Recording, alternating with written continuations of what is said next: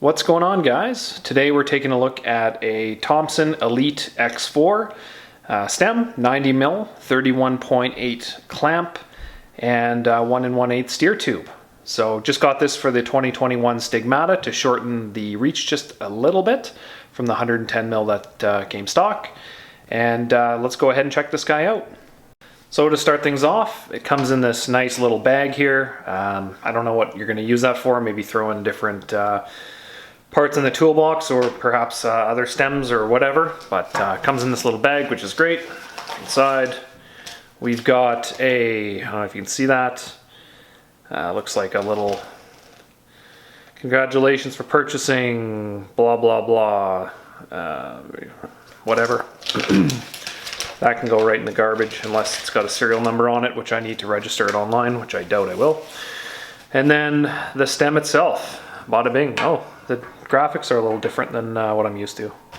As I like to do, I like to show the skew of anything I buy. So here's a 10-degree rise, 90mm reach, 31.8 bar clamp, Thomson X4 in black with a 1 1/8 steer tube, just for reference.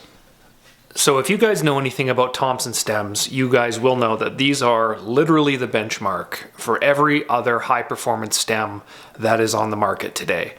There are 7000 series machined aluminum stem, 3mm bolts all around, and you know, I've had a number of these on different bikes that have lasted years and years and years, or you know, I would have no problems handing these things down as a generation type inheritance to friends.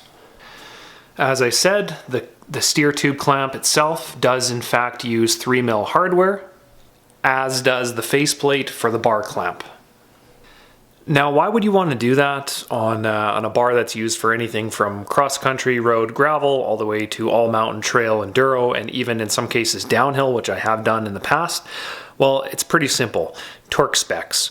Thomson found that if you put you know, a 3mm on, people aren't going to tend to not put the same type of torque onto the bar, onto the bolts, as they would a 4mm or even 5mm.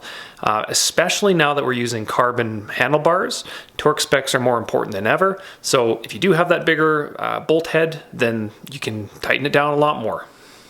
As we can see here, I did go with a 10mm rise, so that is simply right here. That's your 10-degree rise. They are available in 0-degree rise, which essentially would put the top of the stem here level with the bottom. So that's all that is. 0, 10, 0, 10, that kind of thing. Nothing too crazy to see.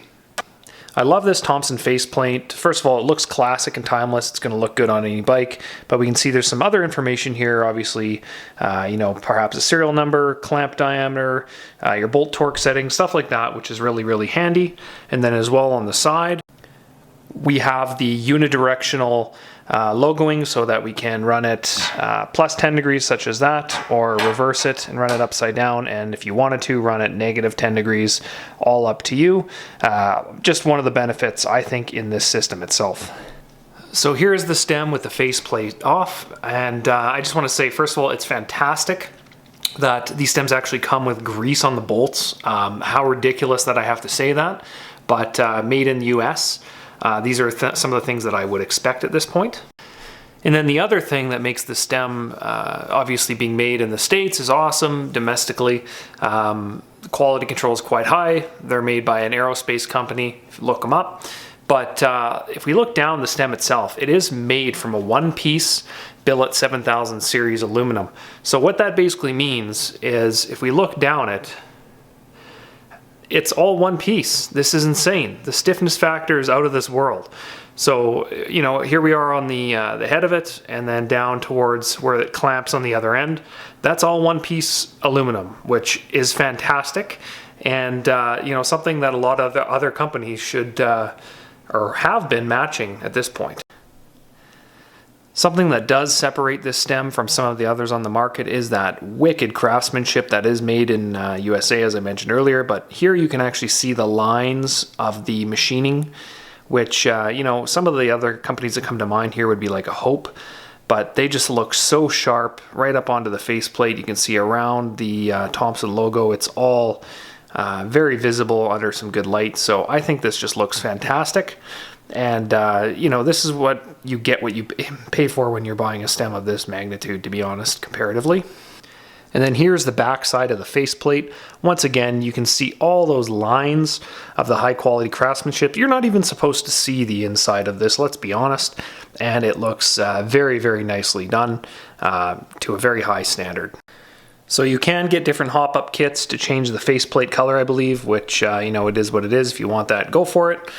This guy's 150 grams, which is right in the ballpark for a high-quality stem. If it was plus minus 10, 20, I really don't care. I will be on a Thomson product all day long. So who's this stem for? Well, I would say anyone who wants to spend a little bit extra, isn't as concerned about having the lightest weight stem on the block, but is someone looking for the highest quality, the best fit and finish, something domestically made, and someone that can run it on just about any category of bikes, from road, gravel, cyclocross, right up into the trail, all mountain, and downhill category. One thing that I would recommend, though, is that please stay away from carbon fiber stems. I really don't see the point of it unless you're chasing grams.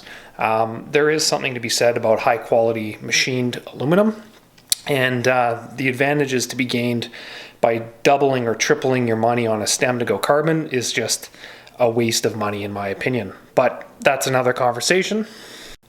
I've got the faceplate off, and I'm going to go ahead and mount this guy to my stigmata, so I appreciate you stopping by.